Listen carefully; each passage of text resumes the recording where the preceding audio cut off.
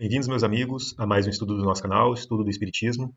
Continuamos os nossos estudos sobre os espíritos errantes. Esse assunto está no capítulo 6 da Vida Espírita, na parte segunda do Livro dos Espíritos, né? Que se chama do Mundo Espírita, ou Mundo dos Espíritos.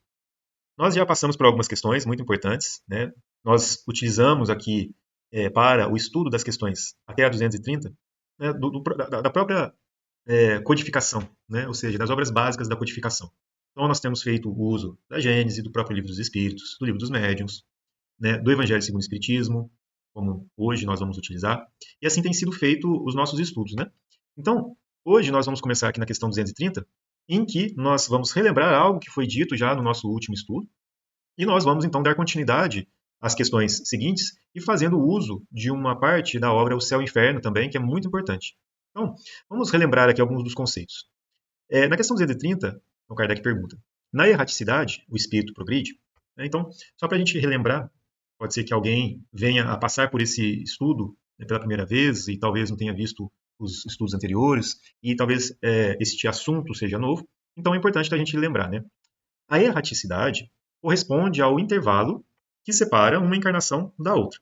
Ou seja, nós já tivemos outras encarnações, vidas no mundo físico, aqui, né? Inclusive no planeta Terra, em que nós tivemos a oportunidade de encarnar e utilizar de um corpo físico por um determinado período, né? O espírito encarna e aí ele tem então um corpo físico para auxiliá-lo no seu progresso espiritual, à medida que ele também, né, auxilia na obra da criação. Nós vamos ver inclusive isso, né? Esta é uma encarnação.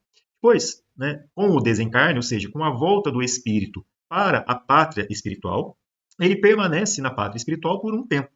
Esse tempo, mais ou menos longo, a depender, né, da condição espiritual, né, deste espírito, né, do seu grau de elevação, né, daquilo que ele construiu dentro de si, né, que vai determinar ali a sua felicidade ou infelicidade. E aí, mais ou menos tempo também, de acordo com aquilo que ele busca aprender e estudar e se preparar para uma próxima encarnação. Então, quando ele volta para uma outra vida corpórea, né, ele encarna novamente, então ele tem uma nova oportunidade de progresso. Portanto, esse tempo em que ele passa no plano espiritual é o que nós denominamos de erraticidade. Nós sabemos também, como nós estudamos, que consideramos espíritos errantes, ou seja, esses espíritos que se consideram como estando na erraticidade, né, espíritos que ainda precisam passar pelas encarnações em corpos materiais. Né? São espíritos ainda que não se purificaram, não se depuraram por completo e, portanto, não alcançaram esta condição de espíritos puros. Nós tratamos deste assunto quando falamos da progressão dos espíritos. Né? Este assunto, inclusive, está lá no Livro dos Espíritos mesmo, no capítulo 1, se eu não me engano, da parte segunda. Então, nós temos este conceito sobre a erraticidade que trata de espíritos ainda não perfeitos, que ainda precisam se depurar, como nós. Né? Então, lá na erraticidade, ou seja, na pátria espiritual, neste período, o espírito progride. Né? Então, nós comentamos, né, no nosso último estudo. Né? Se a gente quiser estudar esta vida no plano espiritual, temos vários e vários livros que relatam essa condição. A própria obra espírita, né, traz muitos dos relatos dos próprios espíritos que descrevem a sua situação mais ou menos feliz, por exemplo, né, quando nós então vamos lá na segunda parte da obra O Céu e o Inferno. Então lá nós temos espíritos felizes, espíritos em condições medianas, espíritos infelizes, né, enfim, expiações terrestres, várias condições, vários relatos de espíritos em diversas condições que nos auxiliam a compreender o que se passa lá no plano espiritual. Né? Temos as obras, por exemplo, do André Luiz, A Vida no Mundo Espiritual, né? Começa no Nosso Lar, Os Mensageiros, Os Missionários da Luz e assim vai. Né? Temos as obras do Manuel Filomeno de Miranda, que também contam estes estudos, esses aprendizados que são feitos no plano espiritual. Né? Então, me lembro aqui de alguns que, inclusive, né, a gente até comentou, mas eu particularmente fiz a leitura no ano passado, né, que é Tramas do Destino, do Manuel Filomeno de Miranda, né, para aqueles que queiram se inteirar um pouco mais. E uma obra também muito interessante, mas que eu recomendo também para aqueles que já têm um pouco da base da doutrina espírita, né, que é Sexo e Obsessão. Muito interessante também. Né? E lá esses livros contam como é a vida no mundo espiritual. E lá nós temos, então, detalhes muito importantes a respeito do aprendizado que o espírito pode ter no plano espiritual, obviamente, a depender da sua condição, né? A depender, assim como nós aqui encarnados, a depender do nosso desejo de querer aprender, de querer trabalhar ou não. Então, a nossa essência, né, não muda quando nós vamos para o plano espiritual, né, e se hoje nós não buscamos estudar, se hoje nós não buscamos trabalhar, lá no plano espiritual isso não vai ser diferente, né? Então, aquilo que nós cultivarmos aqui hoje, né, como a nossa essência, que exige de nós um trabalho, um esforço, também vai ser a nossa essência lá no plano espiritual, da busca que nós vamos querer por trabalhar, por estudar. Então, aqui já é para nós um grande exercício. Obviamente que nós estamos encarnados e a matéria para nós, né, oferece uma barreira muito grande, nos traz fadiga, obviamente, né, algumas restrições, mas também grandes oportunidades, como nós vamos ver. Mas, se quisermos, quando chegarmos lá na pátria espiritual, né, voltarmos para a erraticidade, se quisermos, então, continuar ou se quisermos trabalhar, se quisermos estudar, por que não começarmos agora? E se candidatando a estas possibilidades a partir de agora? Né? Tudo é uma questão de possibilidades, né, e das necessidades do espírito. Mas, como nós vamos estudar aqui hoje, existe sempre a questão da busca que nós mesmos fazemos, enquanto espíritos, né, por uma determinada coisa ou outra. Ou seja, nós temos o livre-arbítrio, tanto aqui encarnados quanto, né, na pátria espiritual. E se hoje nós escolhemos não estudar, ou se nós não escolhemos o aprendizado desses valores que, para nós, talvez tenham estado muito distantes até então, né, e se agora esses valores nos chamam a atenção, talvez seja uma oportunidade para nós de buscar se aprofundar nesses valores, né, nos valores espirituais, porque eles nos auxiliam muito a conseguir enxergar melhor aquilo que nos rodeia nesta encarnação, aquilo que está dentro da gente, que exige reforma, que exige reconstrução, e é esta reforma, é esta reconstrução que nos traz a verdadeira felicidade, a verdadeira paz. Né? Então isso é muito importante. Aqui, comentando, né, ou respondendo a pergunta, né, os espíritos nos falam o seguinte, que lá na erraticidade, o espírito pode melhorar-se muito. Tais sejam a vontade e o desejo que tenha de consegui-lo. Olha só, é o que a gente estava comentando. Todavia, na existência corporal é que põe em prática as ideias que adquiriu. Olha que interessante. Né? Então, nessa primeira parte que nós destacamos aqui, né, se não existe vontade, se não existe o desejo, né, como que o espírito se candidata, né, às tarefas que ali estão disponíveis para ele? Eu vou até, inclusive, me veio aqui à cabeça, né, um pequeno trecho da obra do André Luiz, O Nosso Lar, que eu vou só comentar uma partezinha, que não estava planejada aqui para o nosso estudo de hoje, mas como me veio à cabeça, eu vou mostrar aqui para nós. Só um minuto. Aqui no capítulo, deixa eu ver qual que é o nome. Aqui no capítulo 12, que se chama Umbral, né, ou No Umbral, deixa eu ver aqui.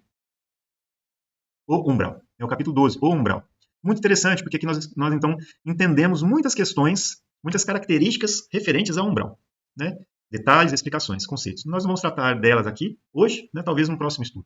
Mas o André Luiz, quando ele está ali com o Lísias, né, e o Lísias está ensinando ele ali alguns conceitos básicos sobre a espiritualidade, sobre a vida no mundo espiritual, né, sobre a vida na erraticidade, dos trabalhos que são feitos, das condições dos diversos espíritos que estão, por exemplo, no umbral, ou que estão em colônias, né, em que podem aprender, que podem estudar, que podem trabalhar.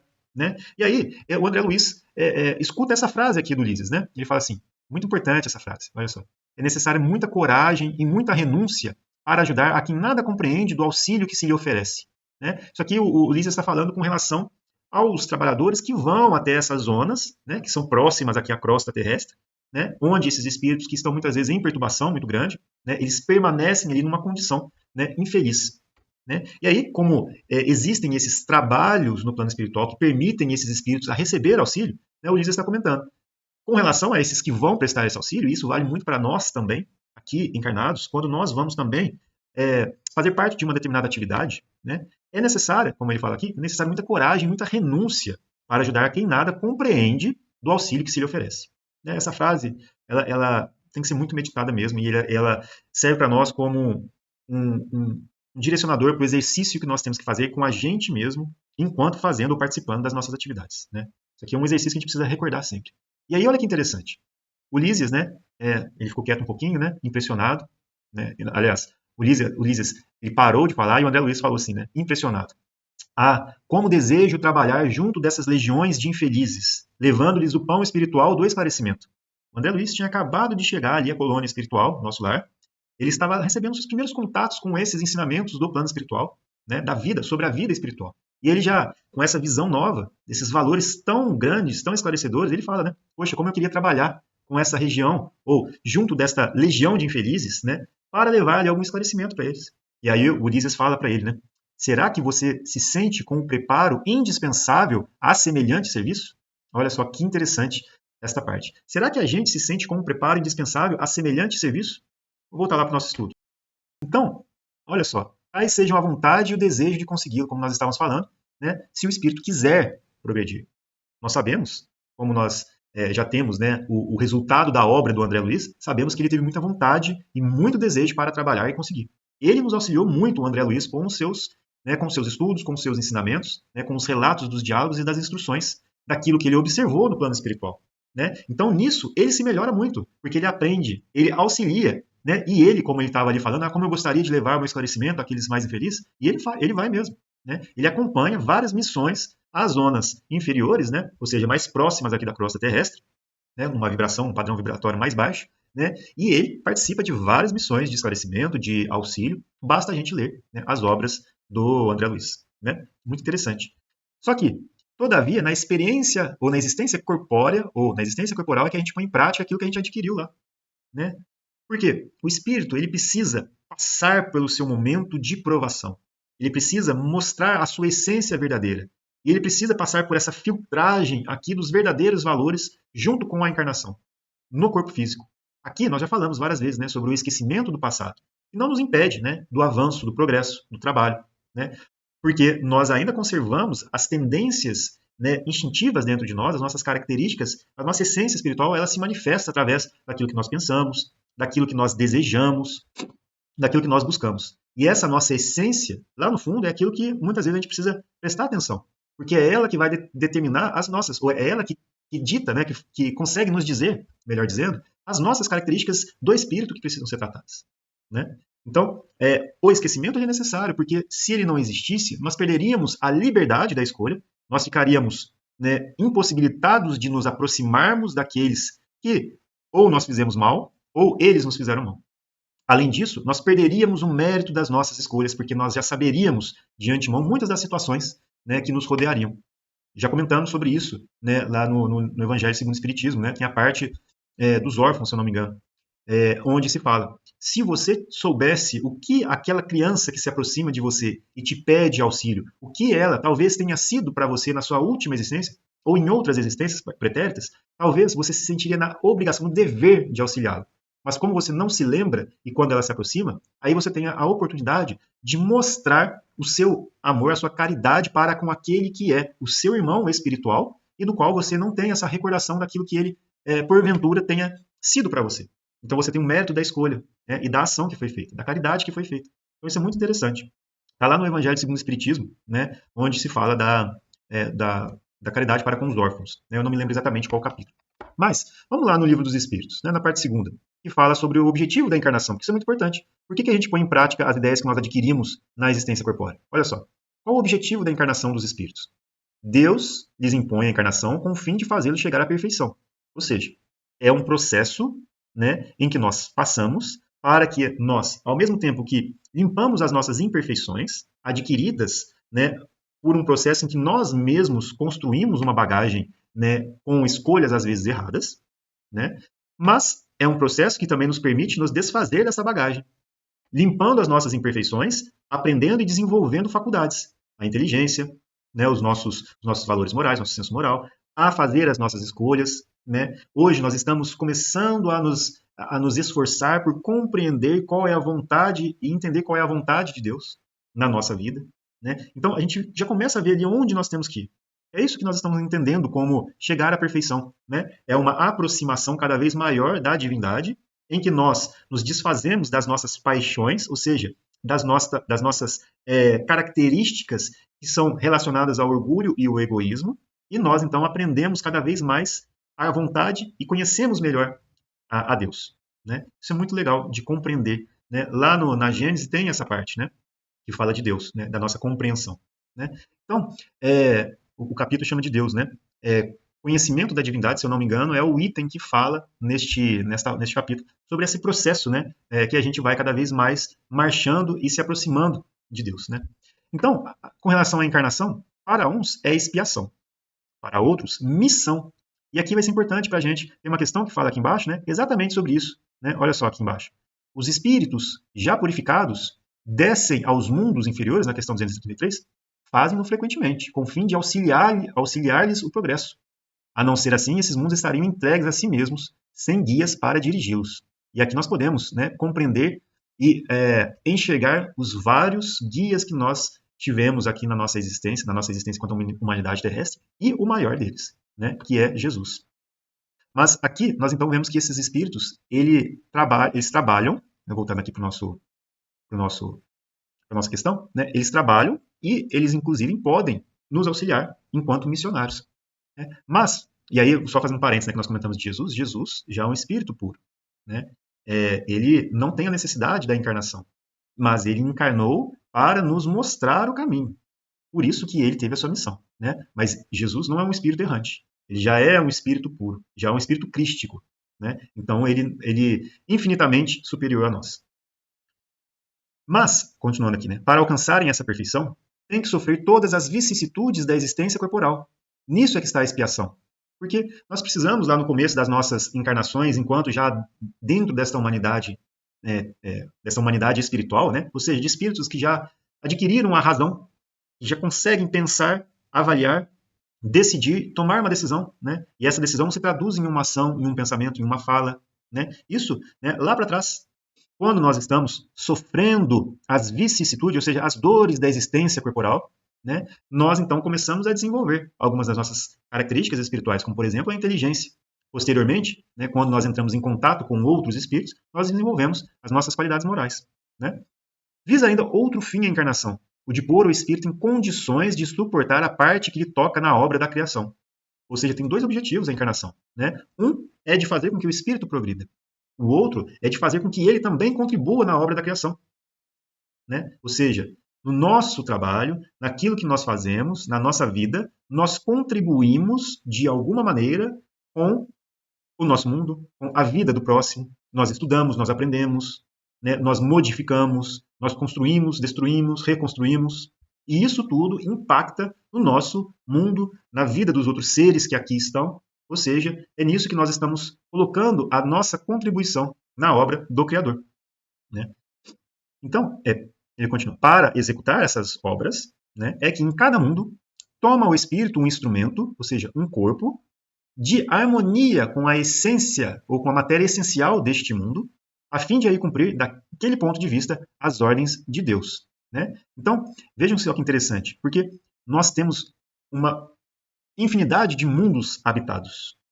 Só que cada um desses mundos tem ali os seus habitantes, né, a depender se este mundo já contém as condições necessárias para o desenvolvimento, né, da vida espiritual ali, né, mas, ou seja, no sentido de já também ter espíritos encarnando naquele mundo, né, mas a matéria essencial daquele mundo faz com que os corpos sejam mais ou menos etéreos, ou seja, sejam mais ou menos densos, como o nosso aqui, que é bastante material ainda.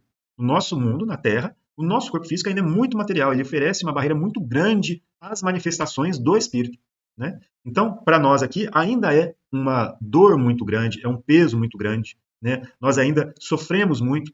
Isso está condizente com a condição atual do nosso mundo, que é um mundo de provas e expiações, onde espíritos que precisam resgatar ainda muitos equívocos do passado, ao mesmo tempo que provar as suas características para, né, progredir, eles precisam passar por situações que lhes vão permitir o progresso, né, através de um exercício sobre si mesmo, em que eles trabalham, em que nós, né, trabalhamos as nossas imperfeições. E através desse trabalho, da aprovação que isso nos é oferecido, né, a gente pode então trabalhar nós mesmos e progredirmos. Né? Então hoje para nós, essa matéria, né, para nós aqui na Terra, ela ainda é muito densa. Então, continuando, é assim que concorrendo para a obra geral, os espíritos encarnados, eles mesmos se adiantam. Muito interessante essa questão. E o Kardec comenta, né? A ação dos seres corpóreos é necessária à marcha do universo. Deus, porém, na sua sabedoria, quis que nessa mesma ação eles encontrassem um meio de progredir e de se aproximar dele. Deste modo, por uma admirável lei da providência, tudo se encadeia, tudo é solidário na natureza. Né? Muito interessante. E aí, continuando, né, o nosso estudo aqui de hoje, é importante a gente saber que os espíritos, ou seja, nós, não fomos criados uns bons e outros maus. Isso é muito, muito importante da gente saber. Né? Porque muitos poderiam pensar assim, nós estamos vendo aqui que uns, né, colocam já, ou que trabalham, né, enquanto encarnados ali, de uma maneira diferente dos outros, parece que são melhores, uns parecem que são mais inteligentes, outros parecem que têm características morais diferentes. Por que existe tanta maldade ainda? Por que os espíritos, né, encarnando, eles não então só fazem o bem? Quer dizer, será que Deus criou uns espíritos maus e outros espíritos bons? Será que é isso que nós então entendemos? Será que é essa que é a justiça de Deus? né? E o Espiritismo nos esclarece todas essas questões. Muito interessante, né? Olha só, na questão 115, que nós, e na 114, né, que nós já tratamos, tem partes muito importantes disso. Olha só, os espíritos são bons ou maus por natureza, ou são eles mesmos que se melhoram? São os próprios espíritos que se melhoram, e melhorando se passam de uma ordem inferior para outra mais elevada. E dos espíritos, uns terão sido criados bons e outros maus? Olha só, Deus criou todos os espíritos simples e ignorantes, isto é, sem saber.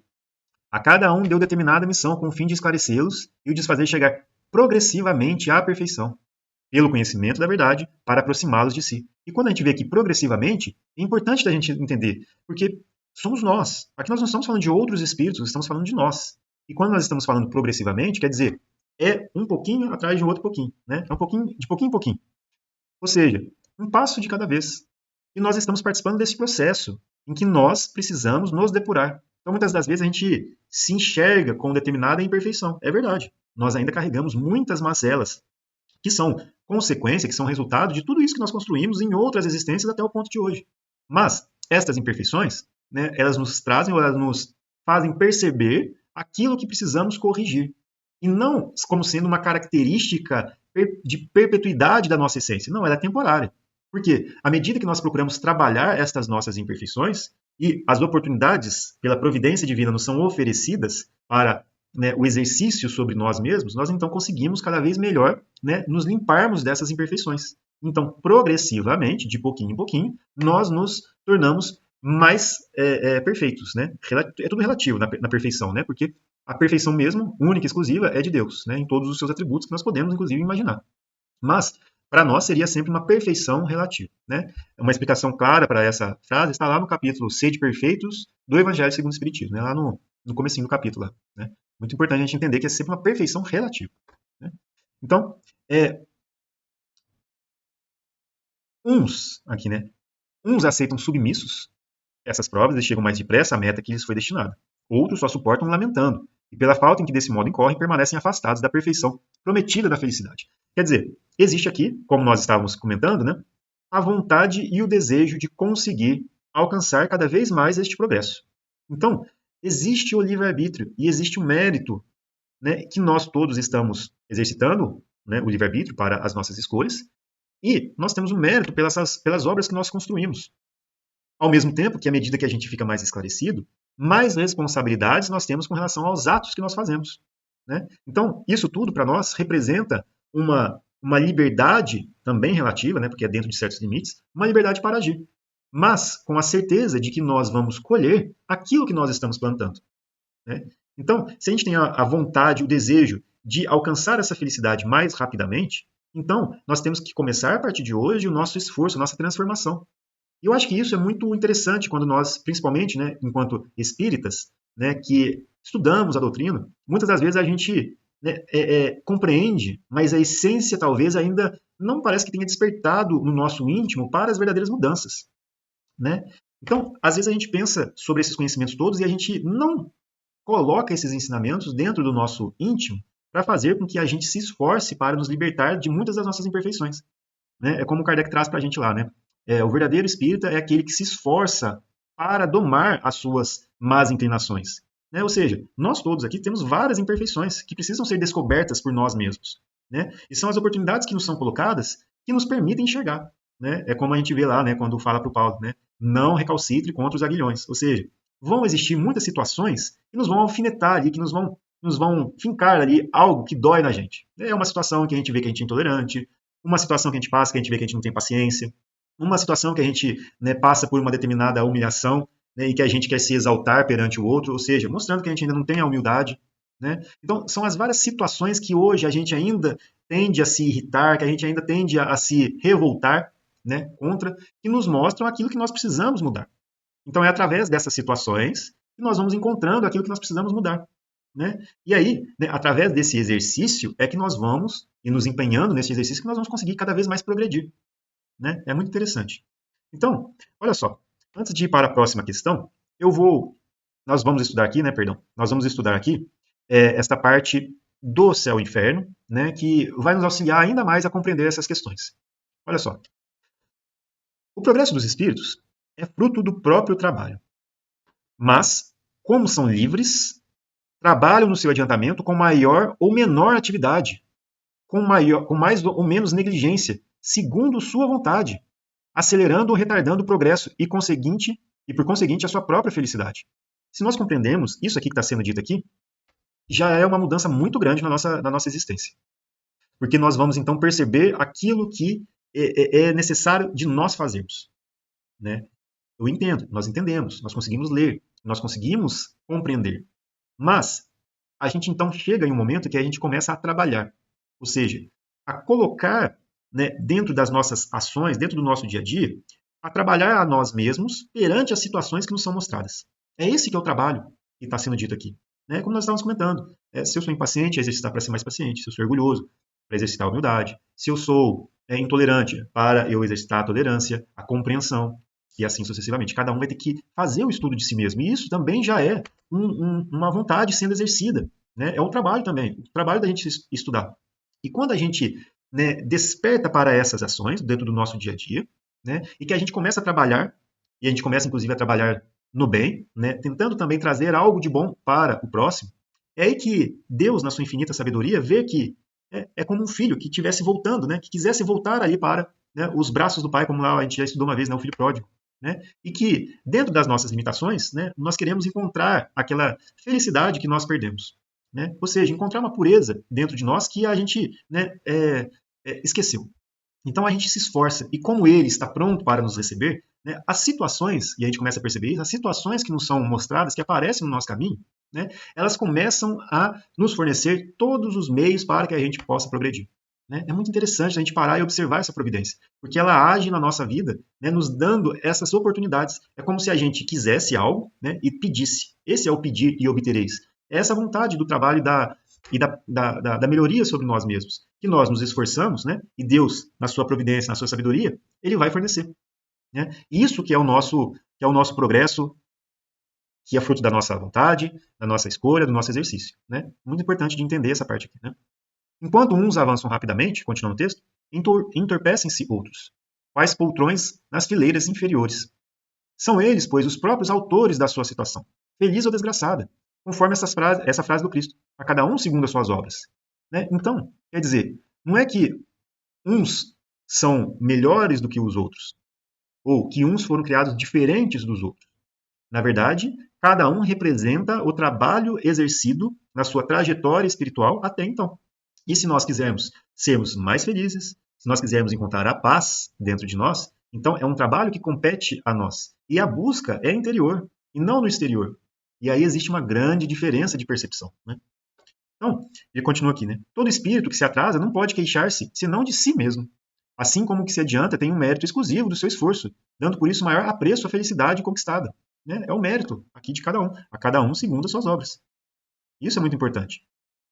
Né? A suprema felicidade só é compartilhada pelos espíritos perfeitos, ou por outro, pelos espíritos puros, que não a conseguem senão depois de haverem progredido em inteligência e moralidade. O progresso intelectual e o progresso moral raramente marcham juntos, mas o que o espírito não consegue em dado tempo alcança em outro, de modo que os dois progressos acabam por atingir o mesmo nível. Né? Lá no capítulo, eu não sei o número do capítulo, mas no capítulo que fala da lei de progresso, na parte terceira do livro dos Espíritos, nós temos as explicações, as questões que explicam essa parte aqui, né? Em que o progresso intelectual ele vem antes, né? E o progresso moral ele vem depois, né? Então a gente pode inclusive ver, né? Muitas das vezes nas nossas encarnações, talvez uns tenham a oportunidade de trabalhar mais a questão intelectual, né? Outros com talvez necessidades de trabalho mais da parte moral. Então tudo está de acordo com as necessidades de cada um de nós. Né? Isso é muito interessante.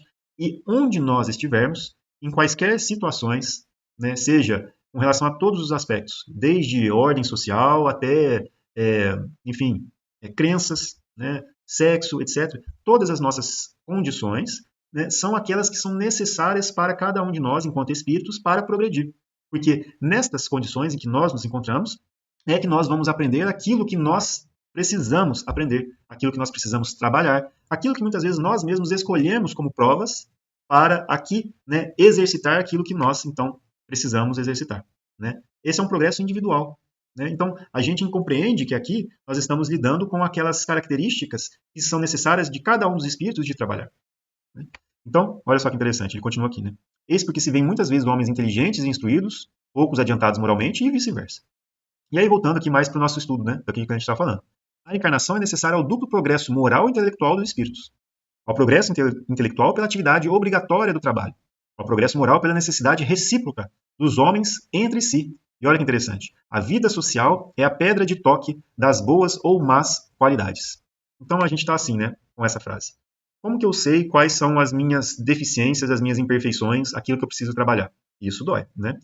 É só a gente se colocar em contato com os outros, porque é aí que a gente vai ver que a gente ainda é impaciente, que a gente ainda é intolerante, que a gente ainda é egoísta, que a gente ainda é orgulhoso, que a gente ainda tem ciúmes, ou não. Talvez nós já tenhamos trabalhado essas características em outras existências e talvez agora a gente não sinta mais a necessidade, ou, na verdade, a gente não sinta mais determinadas características que a gente fala às vezes, né?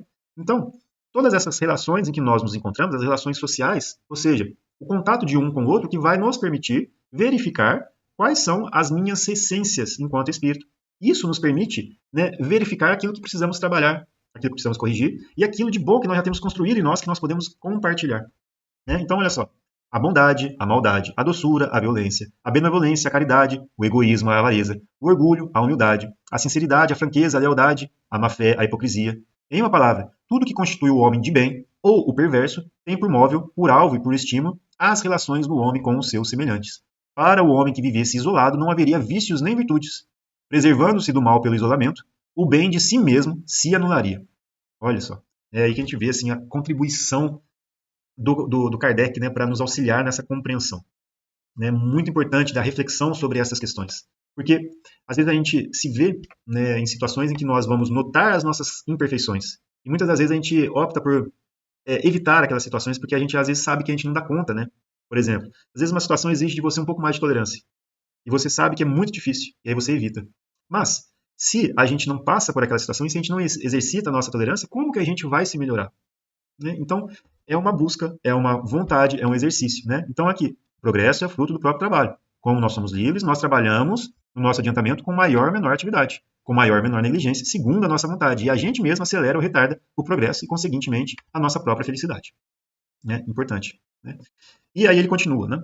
Uma só existência corporal é manifestamente insuficiente para o espírito adquirir todo o bem que lhe faltar e eliminar o mal que lhe sobra. Né? Vou colocar aqui. O simples bom senso repele tal situação que seria não somente a negação da justiça e bondade divinas, porque a gente enxergaria condições entre um e outro totalmente diferentes, e você pensaria, se aquele tem mais condições do que eu, por exemplo, ao desenvolvimento da inteligência, como que nós vamos conseguir chegar a uma perfeição, né, em uma única existência, sendo que nossas condições são totalmente diferentes entre si? Onde é a justiça de Deus?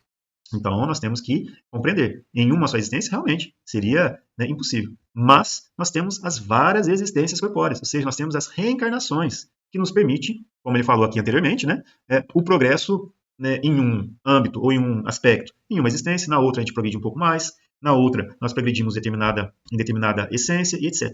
Né?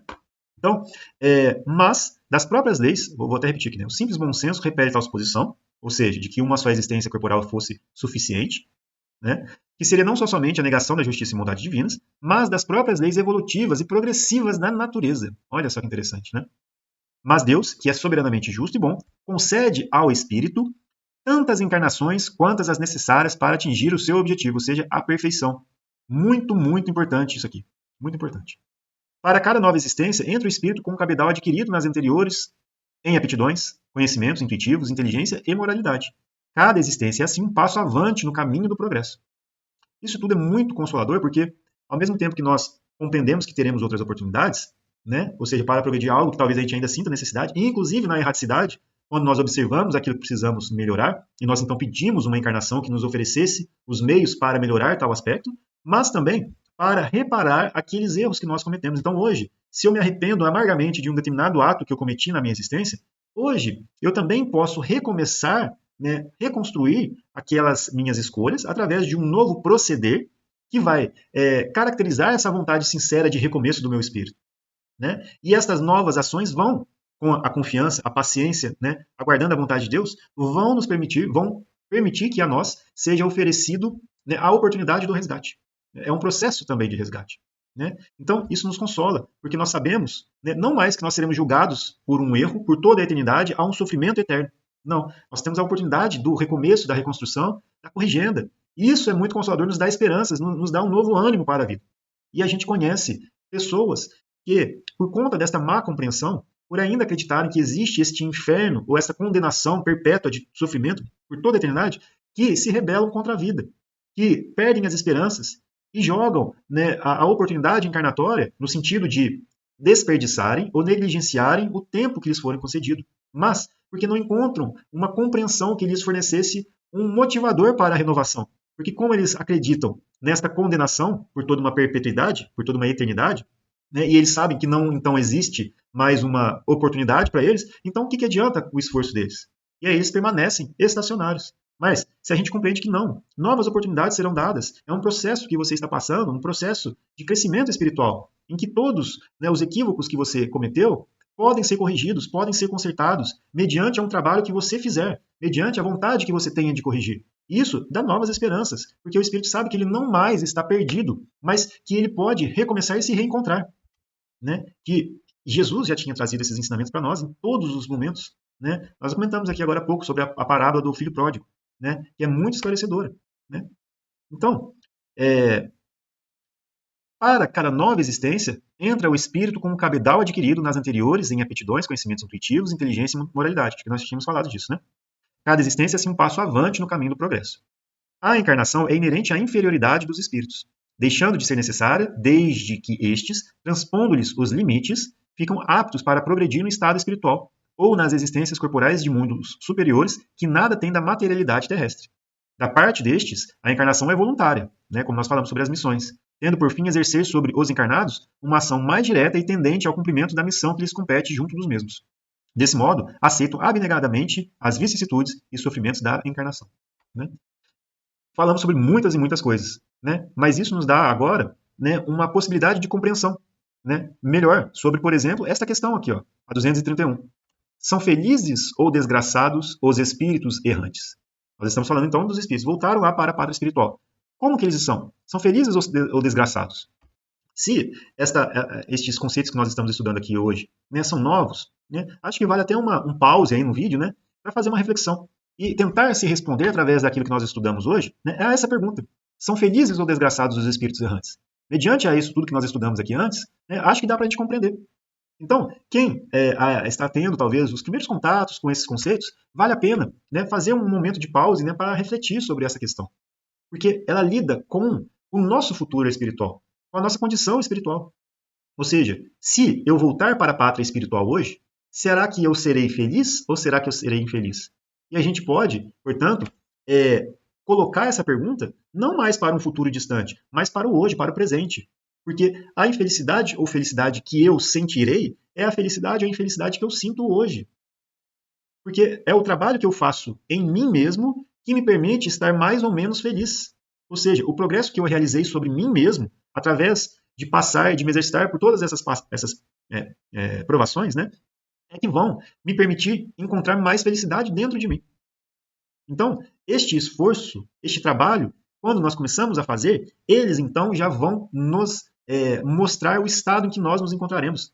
Não precisa ser uma coisa que a gente não consegue enxergar. Não precisa ser uma caixa preta, né? A gente não sabe o que vai acontecer. Nós podemos já saber. Isso corresponde àquilo que nós estamos fazendo hoje. Então muda muito a nossa percepção da nossa vida, da nossa existência, se nós compreendermos esses conceitos que estão sendo apresentados para a gente. Portanto, são felizes os desgraçados os espíritos errantes. Olha só, mais ou menos conforme os seus méritos. E são mais ou menos felizes ou desgraçados conforme os seus méritos. Sofrem por efeito das paixões, cuja essência conservaram, ou seja, o egoísmo, o orgulho, a inveja, o ciúme, né, todas essas características negativas. Ou são felizes de conformidade com o grau de desmaterialização, ou seja, de purificação, a que hajam chegado. Na erraticidade, o espírito percebe o que lhe falta para ser mais feliz, e desde então procura os meios de alcançá-lo. Nem sempre, porém, lhe é permitido reencarnar como fora de seu agrado, representando para ele uma punição. Representando isso para ele uma punição. Mas olha só, a gente pega lá o nosso lar, igual a gente estava lendo, né? Na erraticidade, o espírito percebe o que lhe falta para ser mais feliz, e desde então procura os meios de alcançá-lo. Se a gente pega os livros do André Luiz, a gente vai ver isso. Né? Ele chega lá no plano espiritual sem os conhecimentos da vida superior. Ele fala, nossa, como que esses conceitos me teriam auxiliado? Né? Eu que cheguei aqui sem nenhuma base dos conceitos espirituais. Todos os conhecimentos que eu tenho na Terra não estão me ajudando em nada quando ele estava lá no umbral. Né? Não podem me ajudar em nada. E ele não tinha criado estes valores espirituais. Né? Mas o que ele fez? Ele se rebelou? Não. Depois que ele se encontra e tem a consciência de si, né, destas possibilidades todas, como nós estávamos vendo, ele já tem ali então desperto, né, novos desejos, novas vontades, e que agora ele está se esforçando para alcançar. E a gente vê na obra dele, né, o esforço que ele fez e o quão feliz ele deve se sentir hoje, porque ele sente a gratidão de todos nós pelo trabalho que ele nos ofereceu, né, com a permissão, obviamente, de Jesus. Né? Muito interessante. Então, para a gente terminar aqui, né, o céu e o inferno, que é a continuação aqui desse item 9, ele fala assim: no intervalo das existências corporais, o espírito torna a entrar no mundo espiritual, né, na erraticidade, onde é feliz ou desgraçado, segundo o bem ou o mal que fez. Né? E aí vale a pena, né? Isso aqui, ó, vale a pena pegar lá a obra O Céu e o Inferno, abrir na parte segunda, a partir do capítulo 2, tem vários relatos, né? O capítulo 1, da parte segunda da obra O Céu e o Inferno, fala do momento do ele fala assim, o passamento, né? Que é o desenlace, né? Qual que é a sensação do espírito, né, neste instante que separa a vida no corpo físico e da volta para o plano espiritual. Ele fala do passamento, né? E fala das sensações. Mas depois, ele tem os relatos dos próprios espíritos. Então, essa felicidade ou infelicidade, e como ele está falando aqui, né? Ele é desgraçado ou feliz segundo o bem ou o mal que fez? Para a gente ter os exemplos, basta abrir lá a obra O Céu e o Inferno, na parte segunda, né? Então ele continua aqui. Né? Uma vez que o estado espiritual é o estado definitivo do espírito e o corpo espiritual não morre, deve ser esse também o seu estado normal. O estado corporal é transitório e passageiro, ou seja, nossa existência aqui agora. É no estado espiritual, sobretudo, que o espírito colhe os frutos do progresso realizado pelo trabalho da encarnação. É também nesse estado que se prepara para novas lutas e toma as resoluções que há de pôr em prática na sua volta à humanidade. O espírito progride igualmente na erraticidade, adquirindo conhecimentos especiais que não poderia obter na Terra e modificando as suas ideias. O estado corporal e o espiritual constituem a fonte de dois gêneros de progresso, pelos quais o espírito tem de passar alternadamente nas existências peculiares a cada um dos dois mundos. Né? Tem até a obra lá, né? Evolução em Dois Mundos, do André Luiz também. Olha que interessante. Então, nós vamos terminar por aqui essa parte. Estamos fazendo esse estudo com bastante calma, trabalhando bastante os conceitos, mas nosso próximo estudo aqui nós vamos pegar o Evangelho segundo o Espiritismo para falar sobre esse estado dos espíritos na erraticidade e continuamos aqui na questão 232 e 233. Mas, bom, muito obrigado, meus amigos, por nos terem acompanhado no estudo de hoje. Agradecemos a Deus, agradecemos a Jesus, aos nossos amigos do plano espiritual, que nos auxiliam tanto. Agradecemos a oportunidade do estudo, né, do aprendizado. Todos nós aqui estamos aprendendo bastante, né, com essa obra dos Espíritos, que nos auxiliam muito no nosso processo evolutivo, né, no nosso progresso espiritual, porque nós temos a possibilidade agora de compreender diferente. Né? Então, agradeço, meus amigos, pelo estudo de hoje. Fiquem com Deus, Jesus abençoe a todos e até o nosso próximo estudo.